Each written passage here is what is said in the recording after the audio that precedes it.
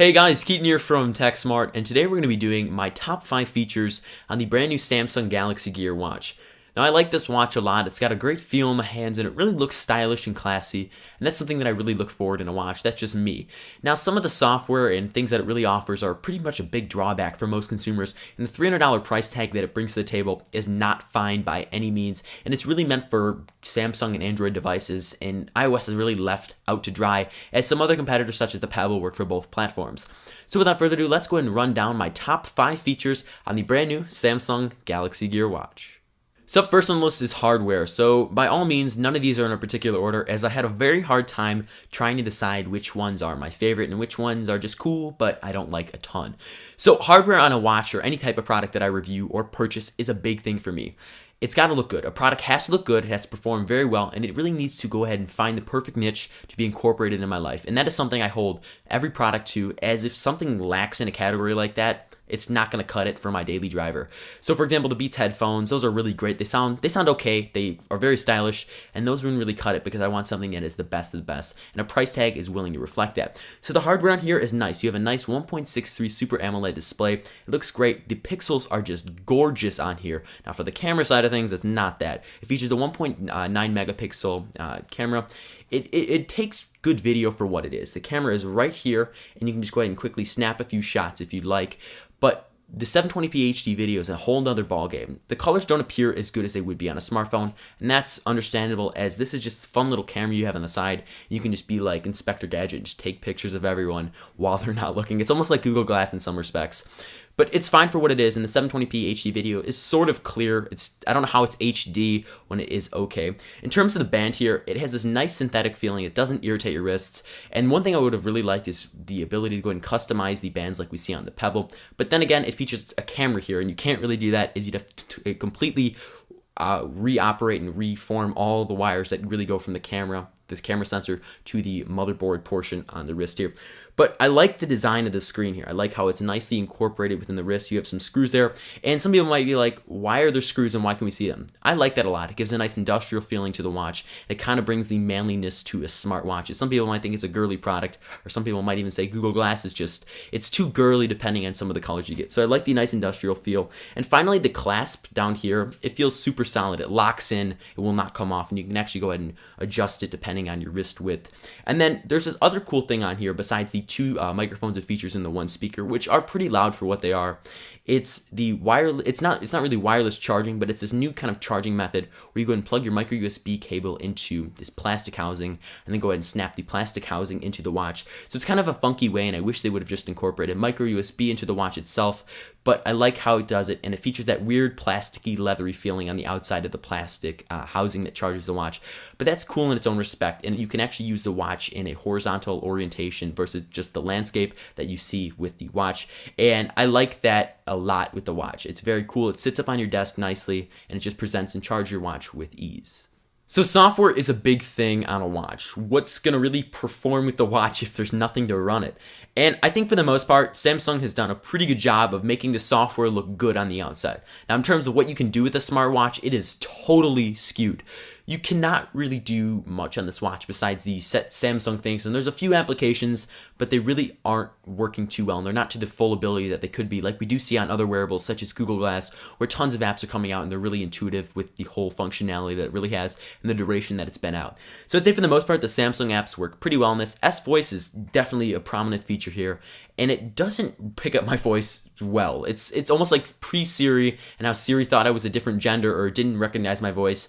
The S-Voice is not a big feature on here that I like. It doesn't really work to the best standard, as we do see on the Galaxy Note 3 or the Samsung Galaxy S4, and that's okay. It's a smartwatch. We can kind of handle it. But the fact that it really can't pick up my voice to the best standard, that's a big negating factor. Is I'd like to be able to go, S-Voice, wake up, or whatever we'd like to call it, and say set an alarm for 9 o'clock in the morning as I have a dentist appointment. It doesn't really pick up that, and sometimes it can take up to a minute to go ahead and jot that note down. Also, the pedometer on here, it's cool if you want to take this to a fitness kind of area, but the pedometer isn't accurate. It sometimes calculates one step as 2 steps or 3 steps as 1 step, and I think there's definitely going to need to be a big update in the whole watch series if you really want to target it to fitness people.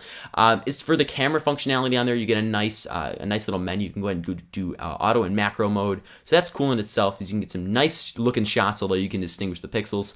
And I feel like in the whole contacts and phone and text messaging section, it is definitely done well. You can go and swipe up from the watch. You're greeted with a dial pad, and you can go and dial. It's very intuitive. It works, and I'm very happy that it's responsive and it's not something that's laggy or glitchy. And I'm very happy they went with a glass display over plastic, as some manufacturers might want to do that when this is their first wearable. So furthermore here, charging is a big thing, and battery life is just right next to it. So as I mentioned before, they got a cool charging system here where you go ahead and just unlock it here. The plastic clasp comes out, you attach it in the watch, and you're pretty much all set to go. Now in terms of battery life here, it features a 315 milliamp hour battery, and when we think about it, we typically see in smartphones up to 3200 milliamp hour batteries, which is just absolutely colossal. Now in terms of battery usage and how much life I really got out on the day of this, for heavy usage I received about 5 hours, and for much more lighter usage I got about 10.5 to 11 hours, which is definitely pretty good for a watch that's just on your wrist and tells the time. But again, that $300 price tag just to tell the time, you could always just get a cheap watch from the store, or just get a nice G-Shock watch, which are not cheap by any means, but they definitely look great on the wrist. So battery life has always been a big thing, and I personally thought when I tried this on in New York that I'd be getting maybe 3 to 5 hours on this. As with Google Glass being the first wearable that I've really had on my face or on my body, I was only able to get around 4 hours with with light usage on there. So I was definitely surprised in that regard, and I'm very happy that the nice bright 320 resolution by 320 really displays on the watch nicely, and you can go and jack up the brightness all the way it is and make the screen time out to 5 minutes and have a nice looking display with all your text being crystal sharp and just absolutely clear, and still keep the battery life pretty sufficient. So overall, battery life on this thing rocks, unless you're really doing uber heavy usage here, and that means you'll probably get around 3 hours. So transitioning here, the camera on the watch is definitely a big feature for me, and I'd even consider it one of the big buying points, as this is something I did not expect by any means on this. As we did see in the leaked image, all we really saw was the screen, and we didn't really notice the camera on the back. But for the most part, I'd say the image quality, it's decent for what it is. I took an Instagram shot. If you want to go and follow me on Instagram, link's right below that like button. But you can definitely distinguish pixels here, and that's something people need to understand. This camera here is meant for those quick shots that you just want to get quickly, because it's not something you can go ahead and pull your phone out. And that's almost what Google Glass is really like. It's not going to be an uber high-res 4K camera on a watch, as just technology has really not evolved to that standard yet. And I personally think in a few years we'll be seeing that on watches or in wearables. We'll be seeing great cameras on there, so when you want to go and quickly snap a shot that it would take more than enough seconds to go and pull out of your pocket.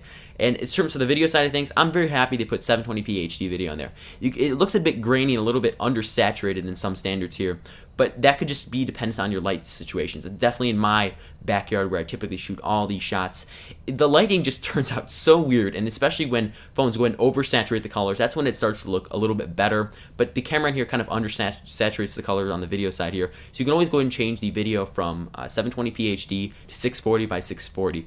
So in just summing up the whole camera thing, I think it looks great for what it is. It's definitely distinguishable for your subjects. You can go ahead and zoom in after you've taken the shots, and it's definitely nice with that macro mode if you really want to get some extreme detail on those shots.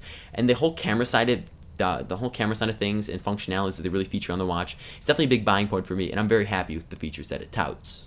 So finally, here's my last category where I just get to rave about the watch and the things I do like about it. We're going to be calling this a new features tab. So for starters here, I think the processor on here is good for what it is. So it's an 800 megahertz processor, and you might be laughing and just saying, oh ho ho ho ho, an 800 megahertz processor, when's the last time you really heard of that? And that's probably early days of smartphones or even computers in some standards. And it comes with 4 gigabytes of internal memory. That's not RAM by any means. It's almost like the storage they have on there. And I think it's great for what it is, but a big problem I ran into here is once you take videos, so you get about up to 15 seconds in duration, which is kind of a negating factor of the thing here. Once you take 15 of those 15-second videos, you cannot take any more videos until you transfer them and then delete them off the watch. And that is a big problem, as sometimes I'm not big into photos and I just really want to be able to capture moments with video that you wouldn't really be able to go ahead and do at the spite of a moment on your phone. And I guess that could be a downside to the watch, but I like how they keep it down to a concise format, so you really have to go ahead and figure out what you want to capture in those 15 seconds. Also, I think the App Store and the apps they feature on here and the customization you have with your Android devices, and it's super cool. You can just go ahead and pair the charging dock or cradle with your phone. It transfers via NFC, especially with the Android devices that can go ahead and do that. And then it just goes and downloads the app, and you go ahead and change the clock faces on there, customize it a little bit more than what you couldn't really do on the watch. So you get a little bit more features when you go ahead and hook it up to an Android device. And I think the App Store has a lot more work to go. It's definitely not worth the $300 price tag right now, but as time evolves and apps start to become more efficient and you can go ahead and get news delivered to it like we see with Google Glass, because remember, when Google Glass was in its XE1 stages and early XE stages, the functionality there was massively skewed. It was not to the point where it justified the $1,631 investment. Keep in mind, it was $1,500, but plus the $131 tax makes it $1,631. Yes, I am good at math, but the features on there, it's got a lot to come. Apple's iWatch and the Nissan Concept Watch, they're, again, prototypes, but they're going to really be able to revolutionize the market to make applications on here become more intuitive. And I think Samsung, by releasing their watch early and kind of skewing back the features a little bit, can go ahead and build up the App Store and really tell people why you need a smartwatch and why it's efficient in your life. And then the last thing here I like is I love being able to get text messages and email alerts on my phone. It is so convenient being able to quickly dial a number or dial a contact or just tell S Voice, hey, call Lucy or something. That's very easy for me, and it definitely outweighs the time it takes on my phone to go ahead and pull something out like that. So overall, I think that the watch has a lot more to go and develop, and the App Store really needs to go ahead and build itself up to justify the $300 investment. But for now, I'm pretty satisfied with the hardware and camera side of things. So in conclusion, if you want to know if the Samsung Galaxy Gear smartwatch is worth the $300 that it touts right now, I would definitely say walk as far away as possible from a watch like this. For $300, you're just getting a product that looks absolutely phenomenal on the outside and can do few functionalities on the inside. The few applications and features that it really has right now are not worth it for me. And the fact that it only features 4 gigabytes of internal memory, that's a big no-no for me. And I would like to see more expansion with SD cards and just give you a lot more for what you're seeing. And keep in mind, this is just the first generation. Hopefully with an update, we'll see more features come into it. But at the current state right now, for $300, it's not worth it. Now, if you're really itching for a smartwatch, go look at the Pebble. This Galaxy Gear only works for Android right now. The Pebble works for iOS and Android and can give both users on both platforms a nice, fun experience to go ahead and use the smartwatch however they would like. Now, granted, some of the features are the same on the Pebble as they are on the Galaxy Gear smartwatch, but I think the Pebble is definitely worth it as it comes in at $150. Matt, who does some of the drop tests and other videos on the channel here, he told me that you can take anything he owns, you can take his car, his phone, anything you want, just do not take his Pebble, as that is how much he's become attached to it. He was the 685th backer of the Pebble. He believes in it tons, and he loves that watch to absolute death. So if you're looking for a smartwatch, I think that's the way to go at this current time. But it's going to be interesting to see in a few months what smartwatches are doing, how this has evolved, are more applications out for it, what's the pricing like, and I personally think the pricing battle is going to really evolve from tablets down to smartwatches to see who can release the best smartwatch for the lowest price, as we do see with technology to this day.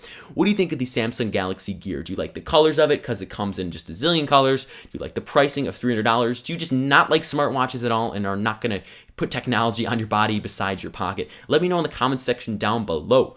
Also, go ahead and give this video a like if you like these top 5 features videos or you want to know what I like in each sort of device I kind of get, as I definitely enjoy making content like this for you guys. Thank you guys once again, and I'll see you in my next video. Bye-bye.